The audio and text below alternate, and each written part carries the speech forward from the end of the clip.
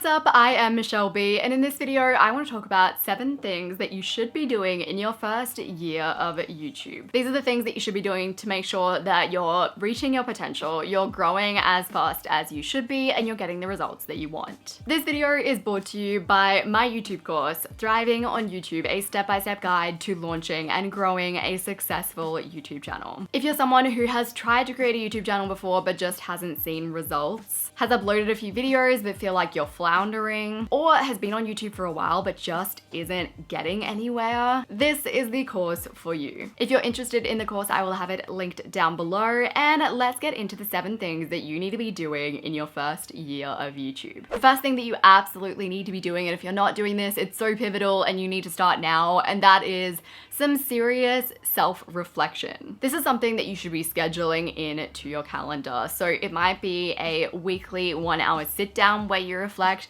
or a monthly half-day sit down. It doesn't matter, so long as you're doing the reflecting. You need to be sitting back, analyzing what's working, what's not working, what am I liking, what am I not liking, what's getting engagement, what isn't getting engagement, on a very regular basis when you first start on YouTube. I know that when I first started my main channel, Michelle B, and I was getting my first few thousand subscribers, I was just so excited to do the things. Make the videos, plan the videos, film things, tinker with my YouTube channel banner, but I didn't take as much time out as I should have to sit back and think, is this where I want to go? Am I actually feeling fulfilled? And on the flip side, are these videos actually working? Are they reaching the amount of people that I want them to be reaching? If not, why not? If you want to implement a regular reflection practice with a little bit of structure and get some helpful question ideas for things to ask yourself, I'll have a link to my most recent YouTube channel review video that I did. So I like to actually do my reflection publicly on this channel, so you guys can see what I'm working through and what kind of things I'm thinking about when it comes to my main channel.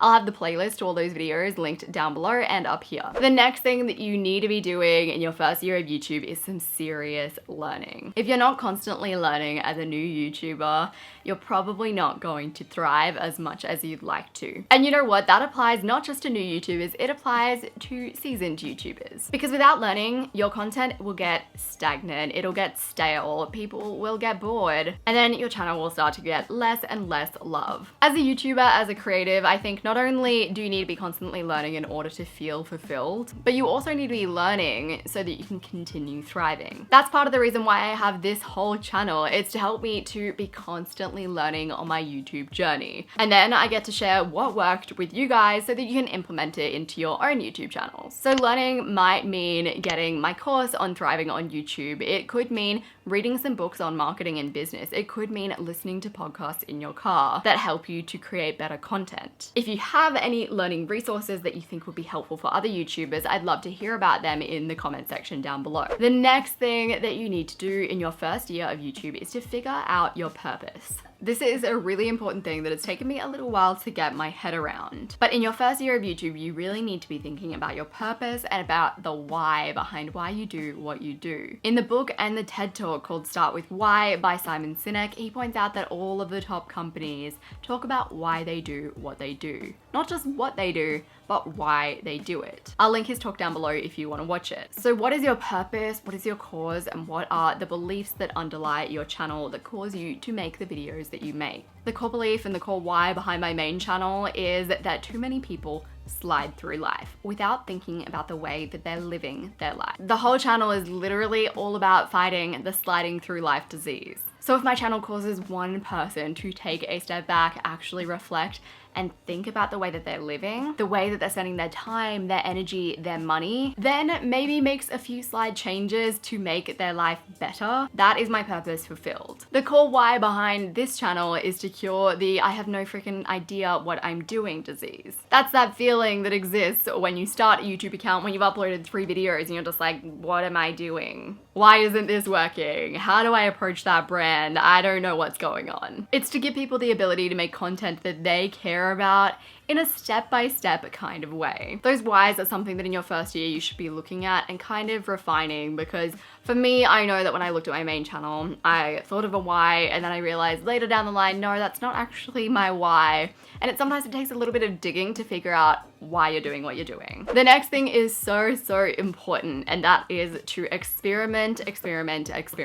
It is your first year on YouTube. You probably have a smallerish audience. This is the time to freaking experiment. Experiment with the way that you deliver your content. Experiment with your intros. Experiment with every single time you introduce a new point. Experiment with the type of B-roll you use, how often you use B-roll. Try sit-down vlogs, try vlog vlogs, try sit-down/vlog vlogs. This is your time to literally go ham and try all the things and figure out what works best. Now, I think on YouTube you should always be experimenting, but I do think that when you first start YouTube, that is the prime time to be experimenting. The next concept is a similar concept, and that is to copy. Copying is the #1 way to accelerate your growth on the YouTube platform. I am convinced of it. What I mean by this is copying the styles of other YouTubers. Copying the way that they film their videos, copying the way that they edit their videos. More likely than not, you'll have one video and you'll have inspiration from 5 different YouTubers where you've copied all different aspects of their videos, and then that video will be your own. It won't look anything like their videos. I know this seems counterintuitive and you may feel like, no, you need to be original, you need to be unique, but when you first start on YouTube, often you don't know what your style is, you don't exactly know what kind of YouTube videos you're wanting to make. You're still working out how to make the most engaging of videos. And there are a lot of YouTubers who have already kind of figured that out, so there's no point in reinventing the wheel. Obviously, you don't want to literally copy another YouTuber, but you do want to take bits and pieces from their YouTube videos, then take it on back to step 1, reflection, and see what worked and what didn't. Next up is an important one that I wish that I did more of in my first year of YouTube, and that is to start building connections with other YouTubers. This is your first year of YouTube. This is such a good time to meet other people. Meet people who are doing the same thing that you're doing, that are learning things just like you are, so that you can share, connect, and grow together. Find YouTubers that are right at your level and start connecting with them. Maybe it'll lead to some collaborations, maybe it won't, but regardless, you might learn something, you might make a new friend, who knows what will happen. Next up is one that I really want to emphasize, because this is one that I didn't do in my first year of YouTube, and I actually put off probably for longer than just my first year of YouTube,